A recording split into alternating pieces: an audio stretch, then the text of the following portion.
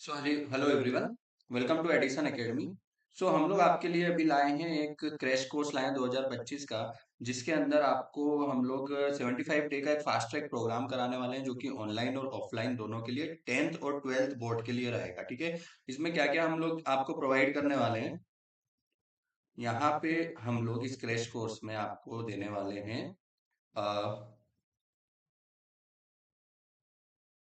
Full syllabus coverage रहेगा आपका। Exam point of view से जितने भी क्वेश्चंस रहेंगे, डेली टेस्ट रहेंगे और पीवाईक्यूज रहेंगे, प्रिंटेड डिजिटल नोट्स आपको प्रोवाइड किए जाएंगे पीडीएफ फॉर्मेट में। ओके, लाइव रिकॉर्डेड क्लासेस भी रहेगी, डेडिकेटेड डाउट सपोर्ट भी रहेगा। आपको सब्जेक्ट जो कवर होने वाले हैं वो आपके होंगे, 12th के जो सब्जेक्ट रहने वाले हैं वो है आपके physics, chemistry, maths, biology. Okay, and arts में जो सब्जेक्ट है आपके political science, economics, history, geography, business studies and commerce के भी सब्जेक्ट्स यहाँ पे कवर होंगे। ठीक है, आप हमको ऑनलाइन अगर आपको सपोर्ट चाहिए या ऑनलाइन क्लासेस, लाइव क्लासेस आपको चाहिए, क्रैश कोर्स पूरा कंप्लीट चाहिए अप टू योर एग्जाम, मतलब जब आपकी एग्जाम का टाइम रहेगा तब भी हम लोग ऑनलाइन आपको डाउट सॉल्विंग के लिए अवेलेबल रहेंगे। तो आपको रजिस्टर करना ऑनलाइन, तो इन दो नंबर पर आप रजिस्टर कर सकते हैं। That is class 10 chapter class 10 chapter 1 chemical reactions and equations. तो इसका हम लोग एक रिवीजन नोट्स लेके आए हैं। ठीक है, वो इस तरीके से है, मैं आपको एक्सप्लेन कर देता हूँ। यहाँ पे रिएक्शन, फर्स्ट ऑफ ऑल क्या है, केमिकल रिएक्शन क्या होती है वो समझना है हमें। ठीक है, मैं यहाँ पे कुछ भी एक्स्ट्रा बात कुछ भी नहीं करूंगा, जो एग्जाम पॉइंट ऑफ व्यू से मोस्ट इंपॉर्टेंट पॉइंट्स है बस वही हम लोग यहाँ पे डिस्कस करेंगे, राइट। और जो एक्स्ट्रा चीजें हैं वो अभी पढ़ने का टाइम नहीं है हमारे पास, सिर्फ 2 months are remaining for the final examination. So we will discuss only the important topics only. Okay, उसको शॉर्ट में अच्छे से समझेंगे, किस तरीके से हम एग्जाम में लिख सकते हैं उसको समझेंगे। ठीक है, सो केमिकल रिएक्शन क्या होती है, केमिकल रिएक्शन क्या होती है, तो यहाँ पे डेफिनेशन पहले मैं पढ़ देता हूँ फिर एक्सप्लेन कर दूंगा। Chemical reaction is a process in which the original substance, okay, original substance lose their nature and identity and form a new substance with different properties। इसका क्या मतलब हुआ, यहाँ पे क्या होता है आपका केमिकल रिएक्शन एक ऐसा प्रोसेस है, केमिकल रिएक्शन एक ऐसा प्रोसेस है जिसमें एक ओरिजिनल जो सब्सटेंस होता है, सपोज मेरे पास यहाँ पे, ठीक है, यहाँ पे सपोज मेरे पास वाटर है। ठीक है, अब वाटर में जब इलेक्ट्रिसिटी सप्लाई करते हैं, ठीक है, ये एक टाइप की रिएक्शन है, मैं आगे आपको फर्दर एक्सप्लेन करूंगा। वाटर में जब ये लिक्विड है, वाटर है, इसमें जब इलेक्ट्रिसिटी सप्लाई करते हैं so it changes into hydrogen gas and oxygen gas. मतलब यहाँ पे देखो, आप चेक करो एग्जांपल के थ्रू कि वाटर था, लिक्विड था, उसमें इलेक्ट्रिसिटी सप्लाई किया मैंने तो वो कन्वर्ट हो गया किसमें, हाइड्रोजन गैस में। ठीक है, H2 गैस में एंड ऑक्सीजन गैस में, इसकी पूरी प्रॉपर्टी ही चेंज हो गई, ये लिक्विड से, वाटर से गैस में कन्वर्ट हो गया। तो ये क्या होगी, मेरी एक केमिकल रिएक्शन होगी। ठीक है, सो केमिकल रिएक्शन, इसको एग्जांपल को कंसीडर करके आप एक डेफिनेशन आपकी लिखो कि chemical reaction is the process in which the original substance converted into lose their nature, original substance lose their nature मतलब वो लिक्विड था तो गैस बन गया यहाँ पे एग्जांपल में। तो lose their nature and identity and form the new substance with the different property. New substance उसने बना लिया, न्यू सब्सटेंस क्या बना, यहाँ पे गैस, हाइड्रोजन बना और ऑक्सीजन बना, और वो उसकी प्रॉपर्टी भी चेंज हो गई, लिक्विड से गैस में हो गया कन्वर्ट। ठीक है, तो ये डेफिनेशन क्लियर है हमें। ओके, यहीं पे आपको याद कर लेना है इसको, सॉरी, यहीं पे आपको इस एग्जांपल से डेफिनेशन याद कर लो। Chemical reaction is a process in which a substance, original substance lose their nature and identity and form the new substance and with different property। ठीक है, अब ये जो होता है ये कैसे होता है, तो यहाँ पे क्या होगा, H2O जो है अपना केमिकल बॉन्ड जो होगा, केमिकल बॉन्ड को लूज कर देगा और नया कोई आपका कंपाउंड या एलिमेंट क्रिएट कर लेगा। ठीक है, नया कंपाउंड और एलिमेंट क्रिएट कर लेगा। तो सेकंड पॉइंट यही बोल रहा है कि breaking of the chemical bonds and formation of the new chemical bonds results in a chemical reaction. तो केमिकल रिएक्शन में क्या होता है कि जो हमारा जो सब्सटेंस होता है वो केमिकल बॉन्ड अपना लूज करके नया एक केमिकल बॉन्ड बना के एक न्यू सब्सटेंस क्रिएट कर लेता है, वही केमिकल रिएक्शन कहलाती है। ठीक है, the substance that take part in chemical reaction are called as reactants. तो यहाँ पे इस एग्जांपल में जो मैंने आपको दिया था H2O, यहाँ पे ये क्या होगा मेरा रिएक्टेंट, जो कि केमिकल रिएक्शन में पार्ट ले रहा है। ठीक है, और जो प्रोडक्ट होगा वो क्या होगा H2 एंड ये जो O2 है, ये क्या होंगे प्रोडक्ट्स होंगे मेरे। ठीक है, क्या होंगे प्रोडक्ट्स होंगे। ठीक है, ये समझ में आ गया। या इसको इस तरीके से समझ लो, कन्वर्सली इसका उल्टा, हम H2 और O2 दोनों का रिएक्शन करवा कर यहाँ पे हम लोग क्या कर रहे हैं, hydrogen gas plus oxygen gas दोनों को हम कंबाइन करके क्या क्रिएट कर रहे हैं, यहाँ पे H2O क्रिएट कर रहे हैं। ठीक है, इस तरीके से। सो ये हाइड्रोजन, तो ये क्या हो जाएंगे मेरे reactants. Reactants reactants are the substances that are taking part in a chemical reaction, और जो फाइनल प्रोडक्ट बना है हमारा उसको क्या बोलते हैं, हम प्रोडक्ट बोलते हैं। तो यहाँ पे 2H2O, ये H2O जो है ये क्या है, वाटर है। वाटर क्या होता है, लिक्विड होता है। तो ये गैसेस थी। ठीक है, ये गैसेस थी, ये लिक्विड हो गया। सो ये हमारा रिएक्टेंट्स होगा, और इधर वाला जो साइड है हमारा जो फाइनल प्रोडक्ट बनेगा वो हमारा क्या होगा, प्रोडक्ट होगा। तो ये जो थर्ड पॉइंट है ये मैंने आपको एक्सप्लेन कर दिया, ये फोर्थ पॉइंट भी एक्सप्लेन कर दिया। The substances that take part in a chemical reaction are called as reactants. What is chemical equation, ठीक है, ये समझना है हमें यहाँ पे। सो केमिकल इक्वेशन क्या होती है, जो अभी हम मैंने आपको समझाया कि केमिकल रिएक्शन क्या होती है। तो केमिकल रिएक्शन को सिंबॉलिक रिप्रेजेंटेशन या उसका फॉर्मूले का यूज करके प्रेजेंट करना ही कहलाता है chemical equation. A chemical equation is the symbolic representation of the chemical reaction in the form of the symbols in the formula. So मैंने आपको अभी बताया था, इक्वेशन बताई थी मैंने आपको यहाँ पे। ठीक है, यहाँ पे मैंने आपको इक्वेशन क्या बताई थी, H2 प्लस O2 को मैंने क्या किया, H2O बना दिया। ठीक है, सो H2 प्लस O2, तो यहाँ पे ये हाइड्रोजन थी। ठीक है, ये this is hydrogen, this is oxygen. तो इसको मैंने सिंबल्स के थ्रू, ये एलिमेंट्स है, इसके सिंबल्स के थ्रू रिप्रेजेंट कर दिया। इसी को हम क्या बोलते हैं, केमिकल इक्वेशन। क्या बोलते हैं, chemical equation. So chemical equation is the represented symbolic representation. Keyword याद रखना है, सिंबॉलिक रिप्रेजेंटेशन, सिंबल और फार्मूला का यूज करके केमिकल रिएक्शन को रिप्रेजेंट करना ही केमिकल इक्वेशन कहलाता है। ठीक है, it is a way to represent the chemical reaction in a concise and informative way. Concise and informative way का क्या मतलब होगा यहाँ पे, ये हम लोग समझते हैं। It is a way to represent the chemical reaction in a concise and informative way।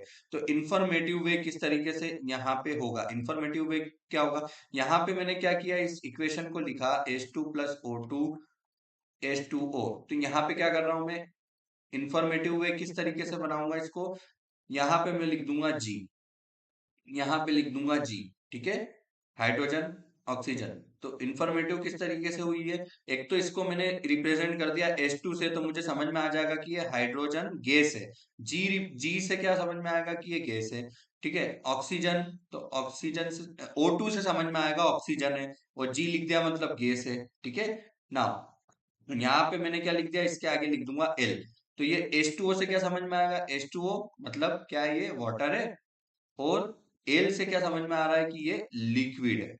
ठीक है, तो यहाँ पे इंफॉर्मेशन, यहीं पे हमने यहाँ पे सिंबॉलिकली जी से रिप्रेजेंट कर दिया गैस, H2 से O2 से एलिमेंट रिप्रेजेंट कर दिया, और H2O फॉर्मूला से यहाँ पे रिप्रेजेंट कर दिया कि ये वाटर है, और एल लगा के पता लगाया कि ये लिक्विड है। सो केमिकल इक्वेशन में ही हमने रिप्रेजेंट कर दी सारी इंफॉर्मेशन को। तो इसको इस तरीके से लिख सकते हैं, it is the way represent a chemical reaction in a concise and informative way. ठीक है, इसका मतलब ये हुआ।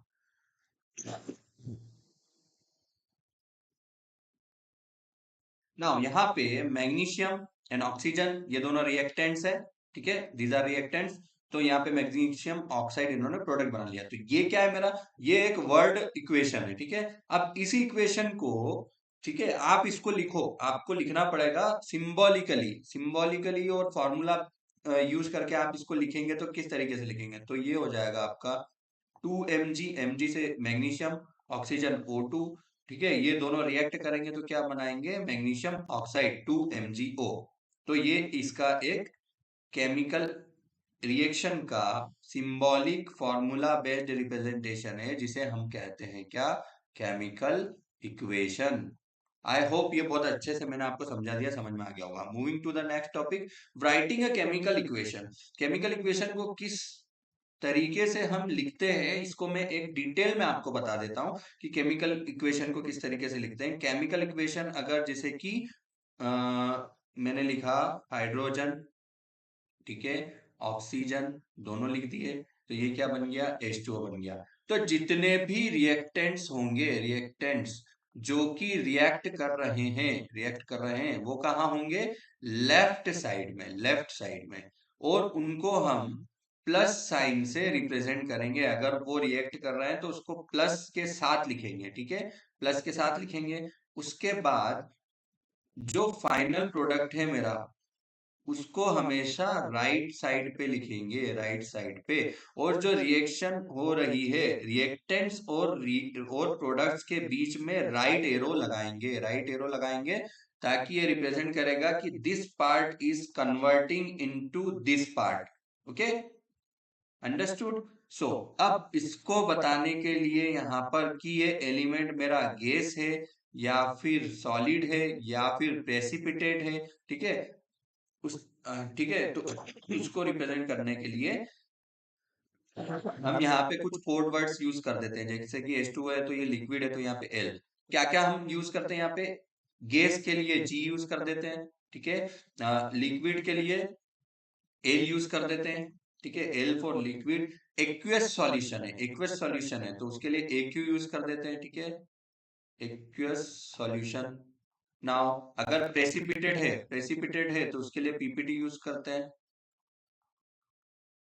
प्रेसिपिटेट क्या होता है, जो कि केमिकल रिएक्शन के बाद सेपरेट हो जाता है, ठीक है, सेपरेट हो जाता है किसी व्हाइट पाउडर में या व्हाइट लिक्विड में सेपरेट हो जाता है, उसको बोलते हैं प्रेसिपिटेट। ओके, सो इसको पीपीटी से यूज करते हैं। तो आगे फर्दर जब इक्वेशंस आएगी तो आपको ये सब चीजें लिखी हुई दिखेंगी इक्वेशन में, तो आपको समझ में आ जाएगा कि ये गैस है, ये लिक्विड है, ये एक्वेस सॉल्यूशन है, सॉल्यूशन है मतलब लिक्विड फॉर्म में कोई सॉल्यूशन होगा वो होगा, या पीपीटी प्रेसिपिटेट है पाउडर फॉर्म में या एनी अदर फॉर्म में, ठीक है, येलोइश फॉर्म में निकल जाता है, व्हाइट फॉर्म में निकलेगा, ठीक है। तो ये इक्वेशंस पे डिपेंड करेगा, जो कि further you will understand this, ठीक है। सो ये मैंने आपको एक्सप्लेन किया है। अब आप इसको रीड करोगे, जो पॉइंट्स मैंने लिखे हैं, तो आपको अंडरस्टूड रहेगा क्लियरली कि मैंने आपको जो एक्सप्लेन किया है वो क्या लिखा है, वो आपको एग्जाम में कैसे लिखना है ये समझ में आ जाएगा, ठीक है।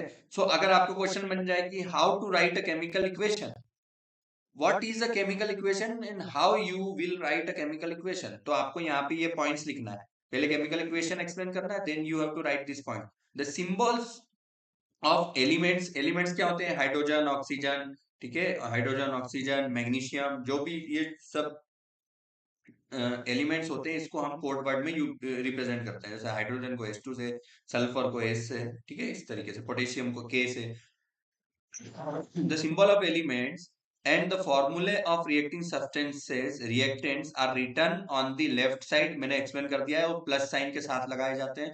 The symbols and the formula of the substances formed in the products जो रिएक्शन करने के बाद जो फाइनल प्रोडक्ट बना, वो राइट हैंड साइड पे लिखेंगे प्लस साइन के साथ उसको भी। एंड एरो जो है रिएक्टेंट और प्रोडक्ट्स के बीच में जो कनेक्शन होता है कि रिएक्शन कहाँ से कहाँ जा रही है, रिएक्टेंट्स रिएक्ट कर रहे हैं, देन फाइनल प्रोडक्ट बन रहा है, तो उसकी डायरेक्शन दिखाने के लिए राइट एरो का यूज करते हैं हम, ठीक है। ये मेंशन करते हैं केमिकल इक्वेशन में। This is the point. ये तीनों पॉइंट आपको क्लियरली आपको समझ में आ गया। एक एग्जांपल लेकर इसको आप समझेंगे तो आप अच्छे से लिख पाएंगे, ठीक है। Now moving to the next topic, writing a chemical equation में ही हमारा होता है किस टाइप की इक्वेशंस होती हैं, ठीक है, किस टाइप की इक्वेशंस होती है, तो मैं आपको बता देता हूँ। सबसे पहले जो मैंने आपको फॉर्मूला स्टार्टिंग में बताया उसी को लेके हम लोग चल रहे हैं। H2, सो क्लियरली आपको अंडरस्टूड होगा, H2 plus O2 plus H2O, ठीक है। This is the symbolic representation of the chemical equation without balancing the atoms on the left side, on the reactants and on the product side। इसका क्या मतलब हुआ कि मैंने यहाँ पे केमिकल इक्वेशन को उसके फॉर्मूला या सिंबल से ओनली यहाँ पे रिप्रेजेंट कर दिया है, लेकिन ये इक्वेशन में जितने भी एटम्स हैं उसको बैलेंस नहीं किया है मैंने, ठीक है। अब एक कंडीशन होती है यहाँ पे केमिकल इक्वेशन को लिखने के लिए या होने के लिए कंडीशन होगी जिसे बोलते हैं conservation of mass. Conservation of mass इसका क्या मतलब हुआ कि जितना मास बिफोर बिफोर रिएक्शन मतलब रिएक्टेंट्स में जितना मास होगा आफ्टर रिएक्शन भी उतना ही मास या एटम्स होना चाहिए। इसका मतलब हुआ कि इस साइड जितना एटम्स और मास है सेम यहाँ पे होना चाहिए, दिखना चाहिए केमिकल इक्वेशन में। तो अगर ये सिर्फ मैंने फॉर्मूला या सिंबॉलिक वे में इसको रिप्रेजेंट कर दिया तो ये कहलाती है अनबैलेंस्ड अनबैलेंस्ड केमिकल इक्वेशन, या फिर इसको मैं क्या बोलता हूं, स्केलेटन केमिकल इक्वेशन, ठीक है। ये अनबैलेंस्ड केमिकल इक्वेशन है या फिर इसको क्या बोलेंगे, स्केलेटन केमिकल इक्वेशन। तो समझ में आ गया। अब ये आप जब इसको पढ़ोगे इसकी डेफिनेशन तो आपको क्लियर होगा, ठीक है। तो मैंने एक और एग्जांपल लिख देता हूं, Mg+O2, तो MgO यहां पे लिख दिया। ये बैलेंस है क्या, ये अनबैलेंस्ड है, ठीक है, ये अनबैलेंस्ड है। तो ये क्या होगी, स्केलेटन या फिर अनबैलेंस्ड केमिकल इक्वेशन। नाउ अब क्या होगा, ठीक है। अब आपको कंजर्वेशन ऑफ मास का भी आपको यूज करना है कि before before before happening of the chemical reaction जो रिएक्टेंट्स होते हैं and after the chemical reaction जो प्रोडक्ट बना उसमें मास का कंजर्वेशन होना चाहिए, एटम्स दोनों तरफ एलिमेंट्स के सेम होना चाहिए। तो अब बैलेंसिंग देखते हैं, बैलेंस्ड केमिकल इक्वेशन क्या होती है। H2+O2 मैंने किया तो यहाँ पे बना H2O। अब देखो यहाँ पे हाइड्रोजन के दो एलिमेंट है, यहाँ एटम्स है, ऑक्सीजन एलिमेंट के दो एटम्स हैं, बट यहाँ पे प्रोडक्ट में देखो हाइड्रोजन के दो है मगर ऑक्सीजन का तो एक ही है, यहाँ पर एक ही है। तो अब इसको बैलेंस तो होना चाहिए ना। तो ये बैलेंस्ड केमिकल इक्वेशन क्या होगी, बैलेंस केमिकल इक्वेशन क्या होगी, यहाँ पे मैं क्या कर देता हूँ 2H2+O2 और यहाँ पे भी क्या कर देता हूँ 2 कर देता हूँ। तो ये कितने हो गए, ये दोनों हो गए 4, ये कितना हो गया 2, ठीक है, टोटल कितने हो गए 6। सिमिलरली यहाँ पे देखो आप, यहाँ पे देखो 2 दूनी 4, हाइड्रोजन के कितने हो गए, है ना, हाइड्रोजन के कितने हो गए यहाँ पे 4, ऑक्सीजन के कितने हो गए, ये 2 है, ठीक है। स्टार्टिंग में मैंने यहाँ 2 लिख दिया मतलब ऑक्सीजन के कितने हो गए 2 हो गए, तो ये भी कितने हो गए 6, तो इधर भी 6 एटम इधर भी 6 एटम, ठीक है। लेफ्ट हैंड साइड पे 6, राइट हैंड साइड पे 6, तो ये क्या हो जाएगी बैलेंस्ड केमिकल इक्वेशन। कौन सी हो जाएगी, बैलेंस्ड, ठीक है, ये बैलेंस्ड इक्वेशन हो जाएगी। अब इसका एग्जाम्पल भी बता देता हूं मैं आपको। एक तो ये एग्जाम्पल हो गया जो मैंने आपको एक्सप्लेन किया, ठीक है। नाउ अनदर जो एग्जाम्पल इसमें दी है, इसमें गिवन है यहाँ पे, ठीक है, एग्जाम्पल 1 जो दिया है, ठीक है, क्या है, कार्बन मोनोऑक्साइड, देखो गैस से रिप्रेजेंट किया है, जी क्या बता रहा है, गैस है 2H2, ठीक है, जी क्या बता रहा है, गैस, ठीक है, एग्जाम्पल 1 की बात कर रहा हूं मैं, ठीक है। अब यहाँ पे बना क्या है, यहाँ पे CH3OH, ये क्या होता है, लिक्विड, ठीक है। सो यहाँ पे कार्बन मोनोऑक्साइड का कितना है, एक एटम है, ठीक है। तो यहाँ पे मतलब कार्बन मोनोऑक्साइड में कार्बन का एक एटम है और ऑक्सीजन का एक एटम है, दो, ठीक है, ऑक्सीजन का एक एटम है। तो यहाँ पे प्रोडक्ट में चेक करो, कार्बन का कितना एटम है, एक है, ठीक है, और ऑक्सीजन का कितना है, यहाँ पे एक है, ठीक है। ये समझ में आ गया आपको ना। अब हाइड्रोजन के कितने हैं, यहाँ पे देखो हाइड्रोजन के कितने, 4 है, हाइड्रोजन के 4 है, ठीक है। तो यहाँ पे देखो हाइड्रोजन के कितने, CH3 मतलब 3 यहाँ पे और हाइड्रोजन एक कहाँ पे, यहाँ पे, तो हाइड्रोजन टोटल कितने हो गए 4, तो बैलेंस हो गया ना, हो गया बैलेंस, ठीक है। यहाँ पे कार्बन का एक था, ऑक्सीजन का एक था और हाइड्रोजन के 4 थे, टोटल कितने हो गए 6। देखो यहाँ पे अब कार्बन का यहाँ पे एक है, कार्बन का एक है, ऑक्सीजन का एक है और ये हाइड्रोजन के कितने थे 4, तो टोटल 6 हो गए। तो बैलेंस हो गई दोनों इक्वेशन, 6 और 6 दोनों दोनों साइड 6 है, left hand side right hand side, तो ये बैलेंस केमिकल इक्वेशन होगी, ठीक है। इसका एग्जाम्पल याद रखना, ठीक है। मैं आपको जो नोट्स प्रोवाइड करूंगा उसमें आपको प्रैक्टिस के लिए मैं बैलेंसिंग के जो किस तरीके से आप बैलेंस करोगे इक्वेशन को, वो भी मैं आपको बता दूंगा उसमें। तो ये बैलेंस इक्वेशन होती है। सेकंड एग्जांपल में भी 6CO2 प्लस 12H2O, ठीक है, ये है। अब ये आपकी कौन सी इक्वेशन है? ये क्लोरोफिल वाली जो इक्वेशन है, फोटोसिंथेसिस। सनलाइट की प्रेजेंस में यहाँ पे क्या है, क्लोरोफिल जनरेट हो रहा है, तो ग्लूकोज यहाँ पे निकलता है, आपका एक्वस सॉल्यूशन ऑफ ग्लूकोज निकलता है। मैंने बता दिया एक्वस सॉल्यूशन के लिए आपने ए क्यू रिप्रेजेंट किया है, यहाँ पे ऑलरेडी एक्सप्लेन किया था आपको। सारी इंफॉर्मेशन इक्वेशन में मिल जाती है। 6O2 ऑक्सीजन निकली है एक्वस फॉर्म में, प्लस 6H2O ये निकला है लिक्विड फॉर्म में, ठीक है। अब इसका बैलेंस देखो आप, है कि नहीं बैलेंस है, इसको किस तरीके से समझेंगे हम। सो यहाँ पे कार्बन के कितने, ये देखो कार्बन और 6 लिखा है आगे, मतलब कार्बन के हो गए 6 कार्बन, ठीक है। ऑक्सीजन के कितने यहाँ पे अभी देखो ऑक्सीजन के कितने, 6 दूनी 12, कितने हैं ऑक्सीजन के, 12 ऑक्सीजन, ओ लिख देता हूँ। हाइड्रोजन के कितने हैं, हाइड्रोजन के यहाँ पे रिएक्टेंट्स में बात कर रहा हूँ अभी, 12 दूना 24, 12 2 जा 24। नाउ ऑक्सीजन के फिर से आ गए यहाँ पे, ऑक्सीजन कितना है 12, मतलब ऑक्सीजन टोटल कितना है यहाँ पे, देखो ये हाइड्रोजन है, ये ऑक्सीजन है। ऑक्सीजन कितना है, 12 और 12 24, हाइड्रोजन भी 24 है, कार्बन 6 है। अब राइट हैंड साइड पे प्रोडक्ट साइड पे चेक करो, प्रोडक्ट साइड पे चेक करो, कार्बन कितना है, सी कितना है यहाँ पे, 6 है, पहला वाला ये देख लिया, ठीक है। हाइड्रोजन कितना है, 12 यहाँ पे लिखा हुआ है, हाइड्रोजन अभी 12 है। ऑक्सीजन इसमें कितना है, ऑक्सीजन इसमें कितना है, 6 है, ठीक है। अब मैं ऐड करता जाऊंगा नीचे यहाँ पे, ऑक्सीजन प्लस ऑक्सीजन कितना है यहाँ पे, 12 है, तो प्लस 12, ठीक है। नाउ यहाँ पे हाइड्रोजन कितना है, H2, और यहाँ पे 6 है, तो मतलब कितना है 12, तो प्लस यहाँ पे 12 हो गया हाइड्रोजन। और ऑक्सीजन कितना है यहाँ पे, 6 है, देखो यहाँ पे ये 6 का मल्टीप्लाई होगा ना इसमें, तो ऑक्सीजन कितना प्लस 6 हो गया, तो ये कितना हो गया यहाँ पे,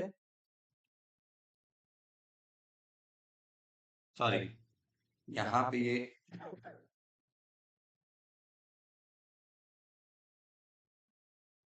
कार्बन नहीं, ऑक्सीजन में लिखना था ना मुझे, ऑक्सीजन में ऐड करना है, तो प्लस यहाँ पे कितना हो जाएगा, 6 हो जाएगा ऑक्सीजन, ठीक है। सो ये कितना हो गया, कार्बन मेरा 6, यहाँ पे देखो आप, कार्बन कितना हो जाएगा, इधर लिख देता हूं मैं, कार्बन 6 हो गया, हाइड्रोजन 12 प्लस 12 24, ठीक है। और ऑक्सीजन 6 प्लस 12 प्लस 6 कितना हो गया ऑक्सीजन, 24, तो ये 24, ये 24, ये 6 इधर, यहाँ पे भी देखो कार्बन 6 है, ये ऑक्सीजन ऑक्सीजन दोनों कितने 24, और हाइड्रोजन भी कितना है 24, तो ये बैलेंस्ड है दोनों तरफ, कार्बन के 6, ऑक्सीजन के 24, और हाइड्रोजन के 24, कार्बन के 6, हाइड्रोजन के 24 और ऑक्सीजन के 24, ठीक है। इसको आपने फॉलो किया होगा तो आपको समझ में आ गया कि ये बैलेंस्ड केमिकल इक्वेशन है, ठीक है। सो इस तरीके से केमिकल इक्वेशन को बैलेंस करते हैं। अब मैं एक और चीज आपको बताता हूँ यहाँ पे, how chemical equation is balanced, balance करते कैसे हैं आप केमिकल इक्वेशन को, तो उसका एक यहाँ पे प्रोसीजर है। जैसे कि इक्वेशन दी है, आयरन और वाटर दोनों रिएक्ट कर रहे हैं, तो क्या बनेगा, फेरस ऑक्साइड बनेगा, Fe3O4 प्लस हाइड्रोजन बनेगा, ठीक है। अब यहाँ पे देखो, इसको बैलेंस करने के लिए क्या करेंगे हम, सबसे पहले एलिमेंट्स देखेंगे कितने, आयरन है, हाइड्रोजन है और ऑक्सीजन है, 3 एलिमेंट है, तो 3 एलिमेंट को टेबुलर फॉर्म में लिख लिया, Fe hydrogen oxygen. Number of the atoms at the reactant side कितने हैं, देखो आयरन कितना है 1 है, ठीक है 1 है, हाइड्रोजन कितना है 2 है, और ऑक्सीजन कितना है यहाँ पे 1 है, ये देखो ये कितना है 1 है, दिस इज 1, हाइड्रोजन कितना है 2 है, ऑक्सीजन भी कितना है 1 है, तो ये यहाँ पे लिख दिया। अब number of the atoms at the product side, product side में कितने, आयरन के 3 है, ऑक्सीजन के 4 है, और हाइड्रोजन के 2 है, तो हाइड्रोजन तो यहाँ पे बैलेंस है, देखो हाइड्रोजन बैलेंस है, दोनों तरफ 2 2 है, लेकिन आयरन कितना है यहाँ पे 3 है, तो कितने की कमी हुई, 3 की कमी हुई, तो 3 का मल्टीप्लाई कर दो यहाँ पे, ठीक है। यहाँ पे आपका नहीं है तो यहाँ पे 1 का मल्टीप्लाई होगा, और यहाँ पे कितने हैं, 4 की कमी है तो 4 का मल्टीप्लाई कर दो, ठीक है। तो अब मेरी इक्वेशन क्या बनना चाहिए, 3Fe प्लस हाइड्रोजन कितने करे मैंने 4, सॉरी ऑक्सीजन कितना करा 4 चाहिए, तो ये 4 का मल्टीप्लाई करूंगा तो 4H2O, ठीक है। अब इधर कितना हुआ, Fe3O4 प्लस H2, मगर यहाँ तो एक गड़बड़ हो गई, गड़बड़ क्या हो गई, कि मेरे पास टोटल हाइड्रोजन इस साइड पे, टोटल हाइड्रोजन कितने हो गए, 4 दूनी 8। टोटल हाइड्रोजन अभी कितने हो गए मेरे पास, यहाँ पे कितने हो गए, यहाँ पे 4 का मल्टीप्लाई किया मैंने तो कितने हो गए, ये हो गए 8 हो गए, टोटल 8। तो इधर अगर मेरे को 8 करना है तो किसका मल्टीप्लाई करना पड़ेगा, 4 का, किधर, प्रोडक्ट साइड में। तो प्रोडक्ट साइड में मुझे किसका मल्टीप्लाई करना पड़ेगा, 4 का मल्टीप्लाई करना पड़ेगा। ठीक है, समझ में आया। तो अब यहाँ पे बैलेंस हो जाएगी, 3 आयरन 3 आयरन, ठीक है। यहाँ से ऑक्सीजन कितने, यहाँ पे 4, तो ऑक्सीजन यहाँ पे कितने, 4, प्लस हाइड्रोजन कितने यहाँ पे 8, तो हाइड्रोजन भी यहाँ पे कितने होगा, 4 दूनी 8। तो ये अब क्या होगी, बैलेंस्ड केमिकल इक्वेशन होगी। तो इस तरीके से आप केमिकल इक्वेशन को बैलेंस कर सकते हैं। आई होप आपको अंडरस्टूड होगा ये। और मैं जो आपको पीडीएफ नोट्स आएंगे उसमें और प्रैक्टिस के लिए अनबैलेंस्ड केमिकल इक्वेशन आपको प्रोवाइड कर दूंगा। आप उसको बैलेंस करके देखना, खुद से देखना, ये टेबुलर फॉर्म में उसको क्रिएट करना, देन देखना रिएक्टेंट साइड पे कितने हैं, कितने की कमी हो रही है, जिस भी साइड कमी हो रही है उस साइड आपको मल्टीप्लाई करके एडिशन करके दोनों तरफ इक्वलाइज करना है। ठीक है। Now types of chemical reaction क्या होती है, देखो अब इसमें आती है, पहली आपकी आती है कॉम्बिनेशन रिएक्शन। इसमें आपके बहुत सारे क्वेश्चंस बन सकते हैं। Chemical reaction, types of chemical reactions में बहुत सारे क्वेश्चंस आपके बन सकते हैं। केमिकल रिएक्शन क्या होती है, टाइप्स ऑफ केमिकल रिएक्शंस, ये आपका long answer type, short answer type में पूछा जा सकता है। अब या तो आपको डायरेक्टली पूछ लिया जाएगा कि टाइप्स ऑफ केमिकल रिएक्शन में सबसे पहले देखो कौन सी होती है, पहली आपकी है कॉम्बिनेशन रिएक्शन।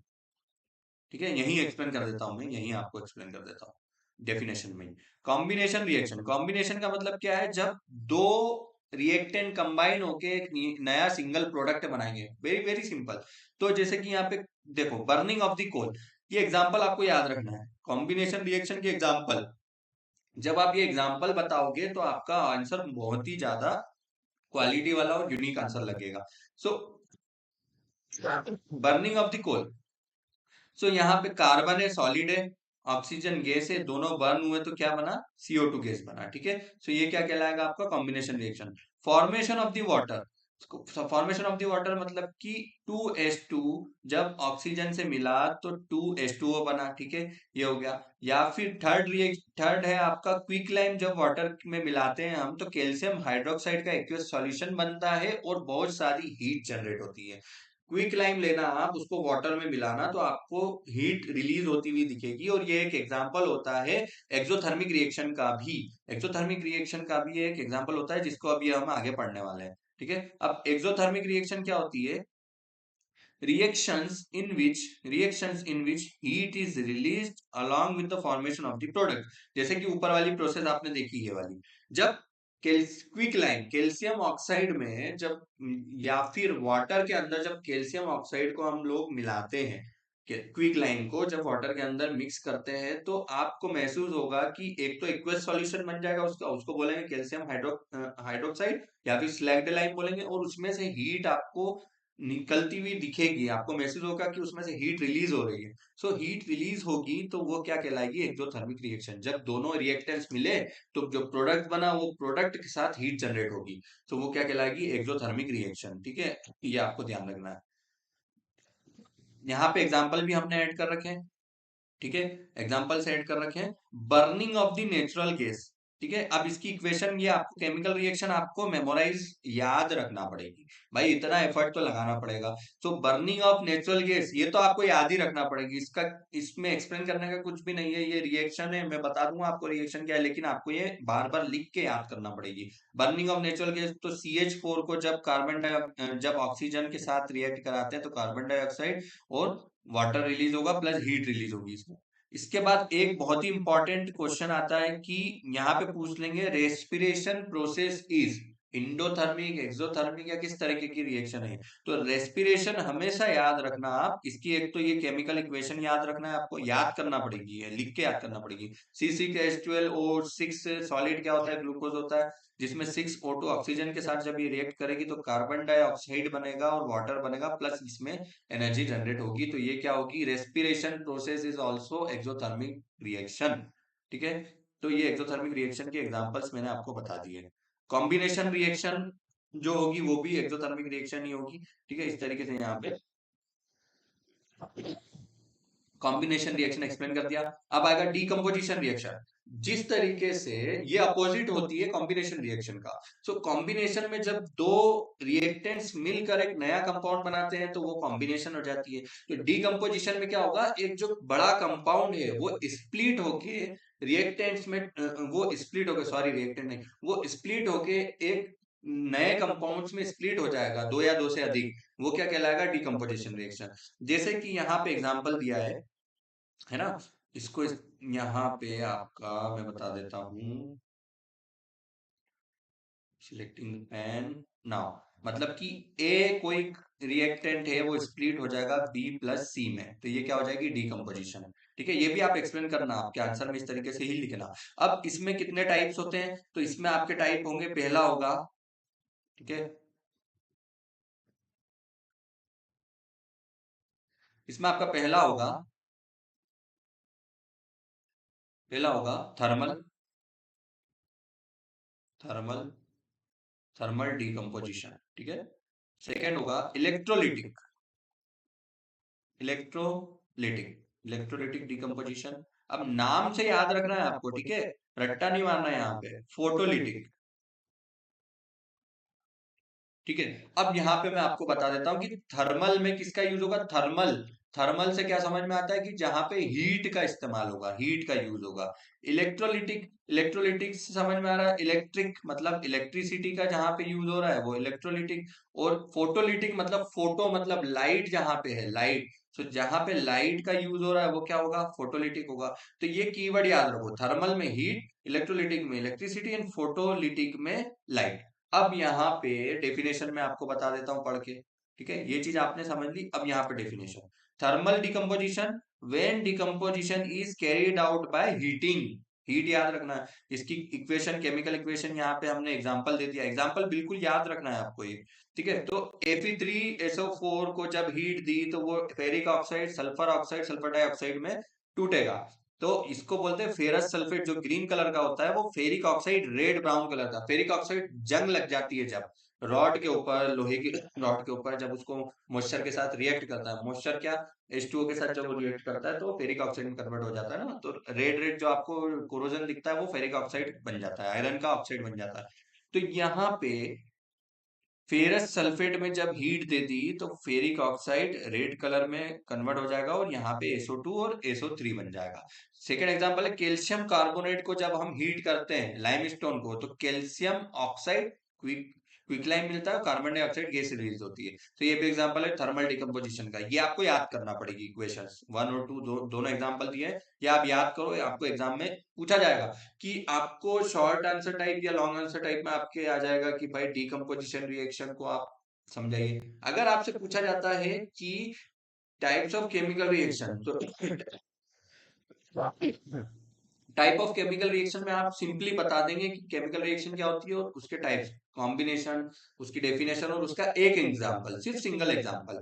डिकम्पोजिशन क्या होती है उसका सिंगल एग्जांपल। लेकिन अगर आपसे पूछा जाता है शॉर्ट आंसर या लॉन्ग में कि व्हाट इज डीकम्पोजिशन रिएक्शन, तो आप पूरी डीकम्पोजिशन रिएक्शन की कहानी लिखेंगे कि भाई जो कंपाउंड है वो दो पार्ट में टूट जाता है, ठीक है, और प्रोडक्ट बनाता है, दो या दो से अधिक पार्ट में टूट के। उसके बाद इसके टाइप्स भी एक्सप्लेन करना है आपको कि थर्मल होती है, इलेक्ट्रोलिटिक होती है, फोटोलिटिक होती है, and this all are endothermic. ये भी आप बता दो कि ये तीनों इंडोथर्मिक होते हैं, इसमें या तो हीट की या लाइट की या इलेक्ट्रिसिटी की रिक्वायरमेंट होती है रिएक्ट करने के लिए, ठीक है। सो अगर इस मैंने समझा दिया आपको कि जिस टाइप का क्वेश्चन आएगा उस टाइप से आपको आपका आंसर टेलर करना है, ठीक है, समझ में आ गया ना। इलेक्ट्रोलिटिक में क्या होगा, इलेक्ट्रोलिटिक में मैंने बताया था electricity, when decomposition is carried out by the passing electricity. जैसे कि वाटर में इलेक्ट्रिसिटी जब पास करेंगे तो हाइड्रोजन और ऑक्सीजन गैस में स्प्लिट हो जाएगा। सिमिलरली फोटोलिटिक डिकम्पोजिशन, जब सनलाइट के प्रेजेंस में, in the presence of sunlight जब रिएक्शन होती है तो वो क्या हो जाएगी आपकी फोटोलिटिक डिकम्पोजिशन। एक तो सनलाइट के उसमें कौन सी होती है आपकी,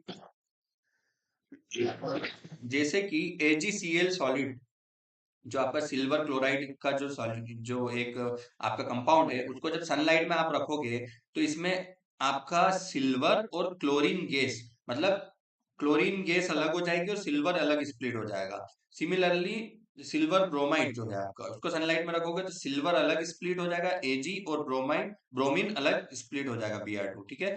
सो ये दो एग्जांपल है, ये आपको याद रखना है, ये बहुत इंपॉर्टेंट एग्जांपल्स हैं, ये भी याद रखना है। अब इंडोथर्मिक रिएक्शन क्या होती है? The reaction in which energy required in the form of, जो रिएक्शन है जिसमें एनर्जी एब्जॉर्ब होती है या रिक्वायर्ड होती है एक केमिकल रिएक्शन के लिए, वो कहलाती है इंडोथर्मिक रिएक्शन। एनर्जी के फॉर्म इसमें कितने प्रकार के हो सकते हैं? 3 प्रकार के हो सकते हैं, या तो हीट के फॉर्म में एनर्जी होगी, या इलेक्ट्रिसिटी के फॉर्म में एनर्जी होगी, या फिर लाइट के फॉर्म में एनर्जी होगी। तो लाइट के फॉर्म में भी अगर एनर्जी होगी तो भी वो इंडोथर्मिक रिएक्शन कहलाएगी आपकी, ठीक है।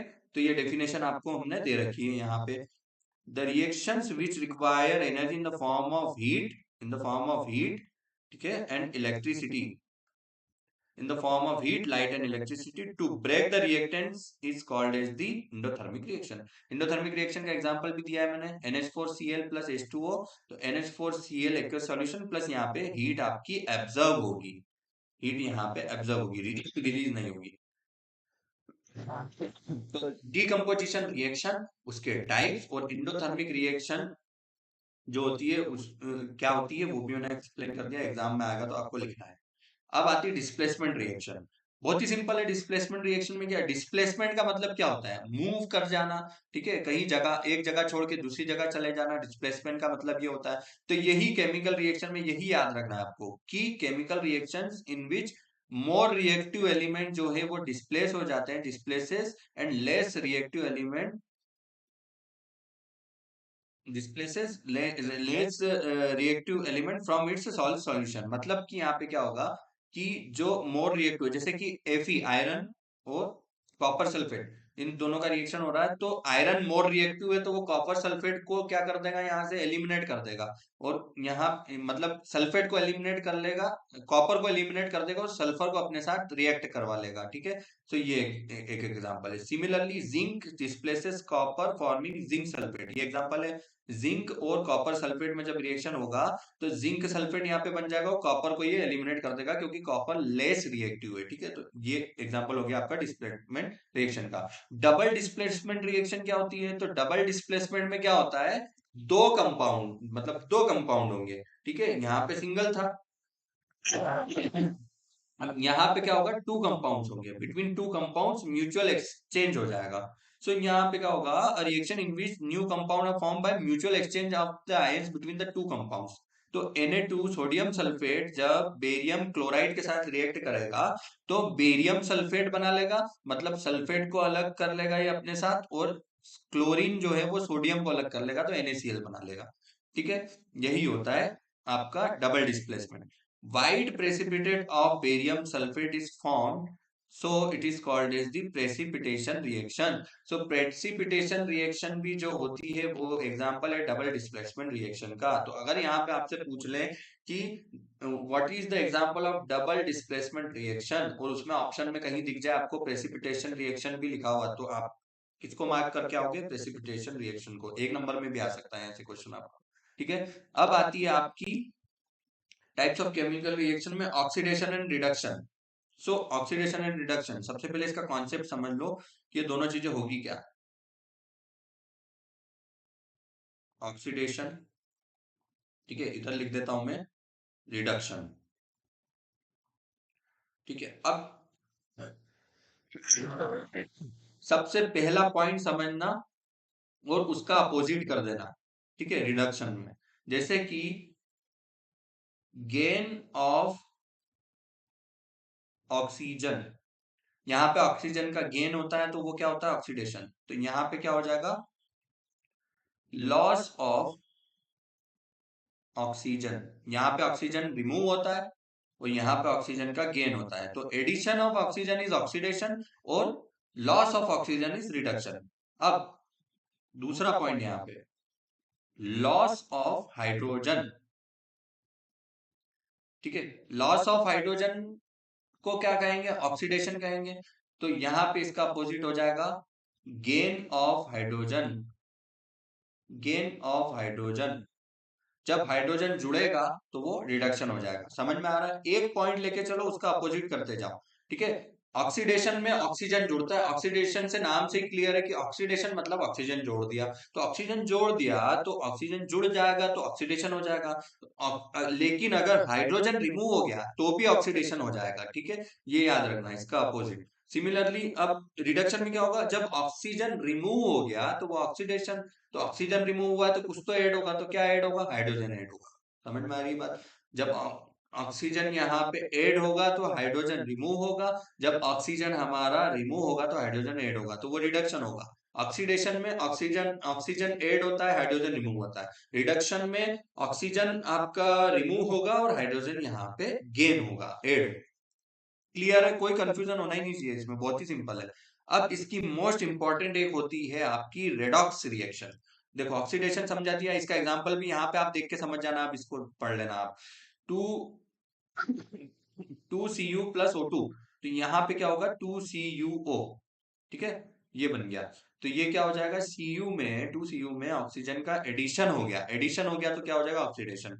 अब यहाँ पे जो सेकेंड एग्जांपल है इसमें देखो, यहाँ पे ऑक्सीजन का क्या हुआ, ये ऑक्सीजन यहाँ से रिमूव हो गया, ये अलग हो गया, Cu अलग हो गया, और यहाँ पे हाइड्रोजन का एडिशन हो गया, तो यहाँ पे देखो दोनों चीजें हो रही है ना, दोनों चीजें हो रही है ना, तो इसको क्या बोलेंगे आप, रिडक्शन। ठीक है, यहां से ऑक्सीजन रिमूव होके यहाँ चला गया, ऑक्सीजन रिमूव हो गया मतलब क्या हो गया, रिडक्शन हो गया, तो ये रिडक्शन प्रोसेस होगी। ऑक्सीडेशन रिडक्शन दोनों बहुत अच्छे से समझा दिया। मोस्ट इंपॉर्टेंट रिएक्शन जो होती है आपकी वो क्या होती है, उसको क्या बोलते हैं, redox reaction. Most important reaction जो होती है उसको बोलते हैं आपकी, बहुत इंपॉर्टेंट है, ये एग्जाम में आएगा आपका, redox reaction. Redox reaction, redox reaction में क्या होता है, ऑक्सीडेशन, ऑक्सीडेशन एंड रिडक्शन दोनों साइमल्टेनियसली होंगे, साइमल्टेनियसली होंगे। तो क्या होगा, उसको बोलेंगे रेडॉक्स रिएक्शन। आर ई से होता है रिडक्शन, आर ई डी से होता है रिडक्शन, और ओ एक्स से होता है आपका ऑक्सीडेशन। समझ में आ रही है बात, ये हो जाएगा रिडक्शन।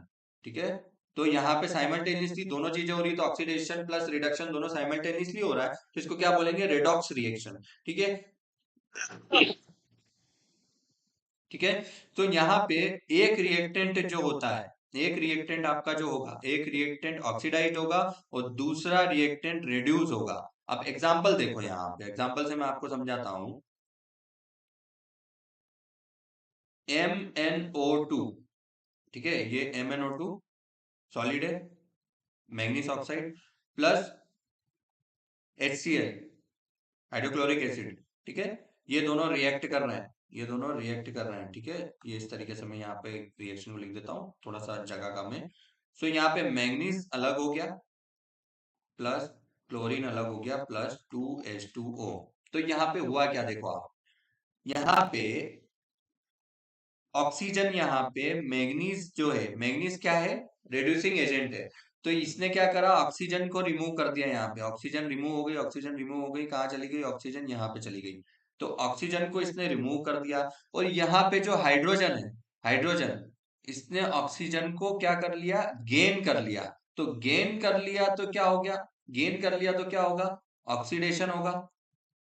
ठीक है, और यहां से ऑक्सीजन क्या हुआ, रिमूव हो गया, रिमूव हो गया तो क्या होगा, रिमूव हो गया तो क्या हो गया, यहाँ पे रिडक्शन, मतलब रिडक्शन और ऑक्सीडेशन दोनों एक साथ हो गया, है ना। मैग्नीज ऑक्साइड में से ऑक्सीजन क्या हो गया, रिमूव हो गया, मैंने ऊपर ही समझाया था, ऑक्सीजन रिमूव होगा तो क्या होगा, रिडक्शन होगा, और ये हाइड्रोजन के साथ, हाइड्रोजन के साथ यहाँ पे ऑक्सीजन का गेन हो गया, ये आपने देखा ना, यहाँ H2O बन गया, मतलब ऑक्सीजन यहाँ पे जुड़ गया, ऑक्सीजन जुड़ गया तो क्या हुआ, ऑक्सीजन अगर जुड़ जाएगा तो क्या होगा, ऑक्सीडेशन, और यहाँ पे ऑक्सीजन रिमूव हो जाएगा तो क्या होगा, रिडक्शन। तो रिडक्शन प्लस ऑक्सीजन ऑक्सीडेशन दोनों हो रहा है, मतलब ये क्या होगी, रिडॉक्स रिएक्शन का एक एग्जाम्पल है। ऐसे और भी एग्जाम्पल्स है जो कि आपको पूछे जा सकते हैं, वो मैं आपको नोट्स में प्रोवाइड कर दूंगा। तो थैंक यू सो मच, ये आपका कंप्लीट हो गया है यहाँ पे।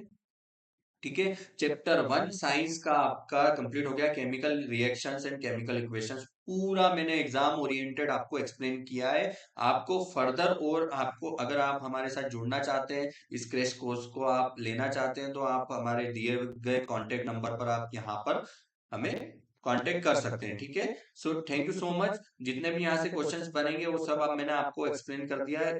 इसको आप पढ़ लीजिए एक बार ठीक से। इसको आपने एक बार अगर पढ़ लिया तो आपका एग्जाम में 1 number, 2 number, short answer type, long answer type में जितने भी क्वेश्चन बनेंगे यहीं से बनेंगे। फर्दर प्रैक्टिस के लिए मैं आपको equation balancing of the chemical equations के लिए नोट्स में प्रोवाइड कर दूंगा।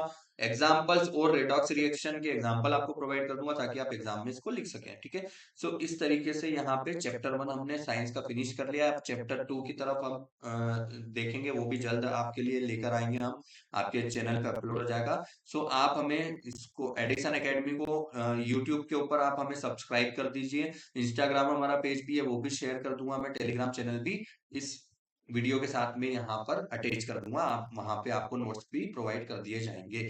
So thank you so much and best of luck for your examinations. Thank you.